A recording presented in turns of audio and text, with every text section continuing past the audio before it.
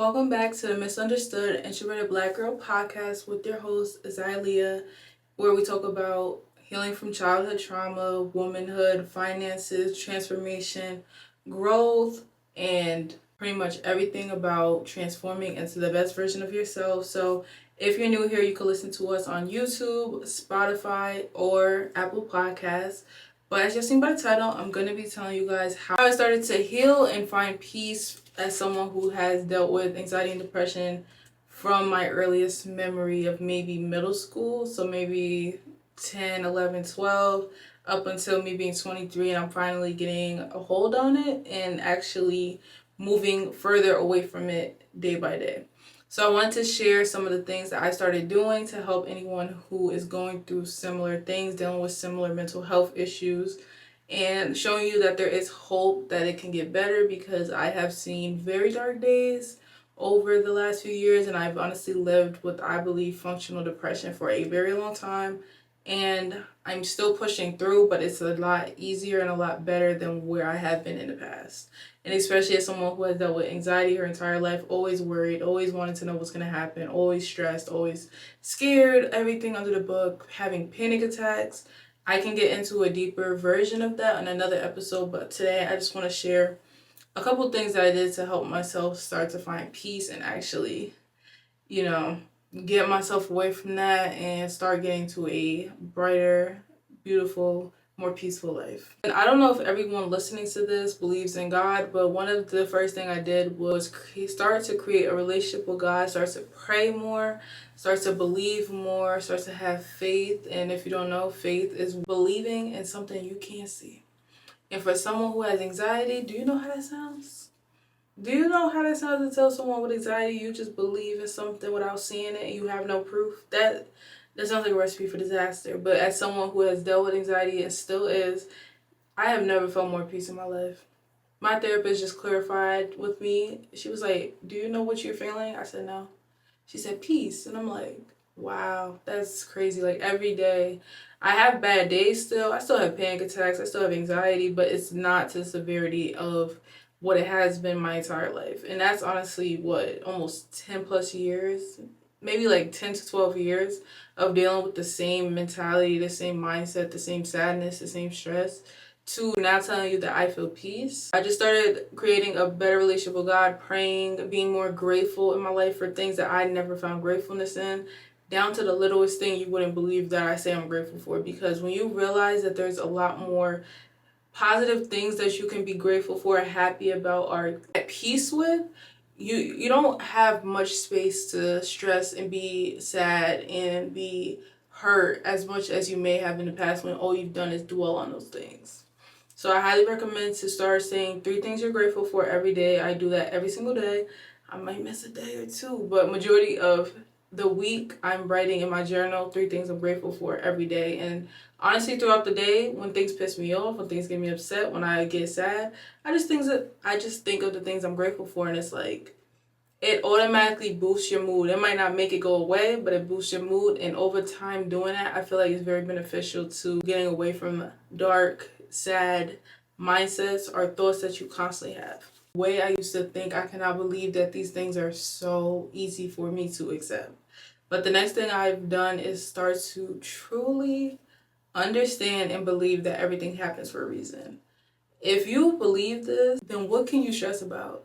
If you believe that everything is happening for a greater purpose and there's someone who is on your side wanting you to do great in life and they're trying to help guide you in this world, and if you literally just believe that everything is happening for a reason, or it's all going to lead to a place where you're going to succeed and be the best version of yourself, you can't get upset at things when they happen. Even when in the moment it feels like, why is this happening? You're going to have those thoughts, you're going to have those feelings, but you always snap back to, it must be for a reason. It must be because it's just something I don't know yet. And with anxiety, that's something you got to let go. You got to release the control. You got to let go of the control.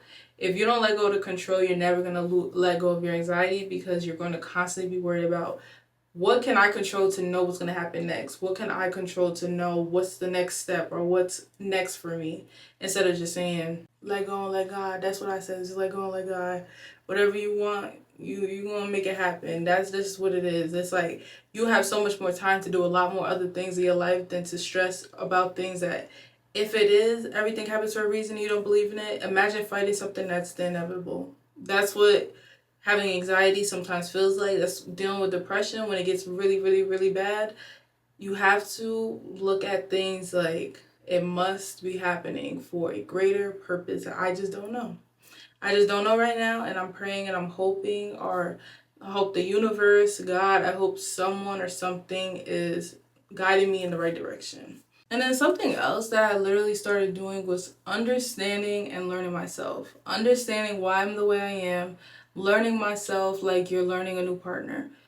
And going back within yourself and going through your childhood, this is why I suggest therapy almost every podcast. You're going to get sick and tired of me. But going back into therapy, seeing, why did childhood me do this? And do you know how many times I've said, wow, I didn't know I was acting this way because of something. And now that I know I do it because of something, it's starting to heal me in those places that I used to literally be depressed about. It's healing me in those places that I used to hate myself for. It's healing me to know that the reason I'm acting a certain way isn't because I'm just this way, it's because something happened to me. And I have to heal from that to be able to move forward with my life, to no longer act or think the way that I do. It's really freeing. It's really freeing to just be able to understand yourself, learn yourself, and it makes you fall more in love with yourself because you kind of realize how strong you are, how resilient you are, how powerful you are when you realize all the things that you've been through has not broken you. Even when you think, oh, everything's going wrong, I hate everything, nothing's working, but you're still here. You're still fighting, you're still trying. And you just start to love yourself more, which once again just moves the negative out the way and starts bringing in a lot more positive to slowly push the anxiety and depression away. Because go ahead, go, like you're not needed here no more. Like, you had me, you don't have me no more. That's the mindset that I've currently been having. And a feeling that you get when you start to feel calm, when you start to feel surreal, it starts to feel surreal. That's peace. Okay. And a lot of us, we grew up in chaos, toxicity, and trauma, and you don't know what peace feels like. And when I tell you, when you just wake up and you go outside and you appreciate that the sun is shining, baby, that's peace. Okay, you get in there, you really get in there, and that's what I really do. I'm at peace. I'm gaining more peace, more clarity within my life, and those are signs that I am, just based off the littlest things, especially when it comes to nature and appreciating it. That's something that also goes within to peace, like getting yourself in nature, getting yourself outside, and just being appreciative of the sun shining on your skin. It starts real small, but those are like the first signs of I'm finally gaining peace. I'm finally getting away from depression. I'm finally getting away from anxiety. So I want to say, don't be scared of that. That's a scary feeling. It's an unfamiliar feeling. And when you're usually scared, you run back to the thing that you know, but you want to get away from those things. You want to get away from the negativity, the dark thoughts, the mental health issues. You don't want to go back to that. Just step into this. It's scary, but growth requires change. Change requires growth. And you have to move on to something that you're not going to know what it looks like or feels like, and you just have to take that leap of faith. And with that, honestly, being, like I said before, being okay, understanding that everything happens for a reason, but also being okay with knowing that you don't know what's next. Releasing control, just saying, you know what, I can't tell the future. If you can, okay, but most of us, we can't tell the future, okay? We can see the past, you can see the present, but you can't tell the future. And once you come to peace with that, baby, that anxiety, that's number one to go, because anxiety is all about wanting to know what's up next so you could be prepared for something. You can't be prepared for something you don't know. You could be prepared as much as you can, but you can't know exactly what it is until it happens. So releasing the thought of, I need to know what's going to happen. I need to plan my future to the T, because I promise you, the future ain't going to look, it hasn't looked like what you thought it would look like. And it's honestly, until you know what it is that you're supposed to be doing in this life, until you know your purpose, you might not have a clue what's next. And that's okay. Like, just go with the flow. Just enjoy the journey, because you don't want to get to the destination and you hated the journey. You have nothing good to look back on. You have to enjoy the journey to get there, because it's a part of the process. As someone who has been a people pleaser majority of their life, just a pushover, walkover, all of the above, because I just wanted everyone to like me. I hated when people didn't like me. I wanted to know why so bad. Once I let go of the idea that what people did to me and what people said to me was not a reflection of who I am, it was a reflection of themselves, I don't have as much depression because I would internalize everything people did to me or said to me as I am these things, because I did not have a good sense of self. I did not love myself. I didn't even know who I was. I honestly was so depressed and sad. I would take whatever someone said to me and hold on to it and let that be who I was. But once you get rid of the idea that this person saying this about me, once you have that thick skin, once you have that self-love and that confidence, nothing nobody says to you matters. But when you are in a state where you're receiving things and you're believing things and you're open to whatever people say or do to you is, wow, I'm this horrible, ugly, mean person, you're going to internalize that and you're going to believe it. And that's going to bring you down more and more. So once you start to build your self-love up, build your self-confidence up, you're slowly going to see that when people say stuff to you, baby, I don't care. I don't care. And I honestly think that's how you feel about yourself. So I don't know how to help you, but you got to help yourself. Somebody does something to you. Somebody cheats on you.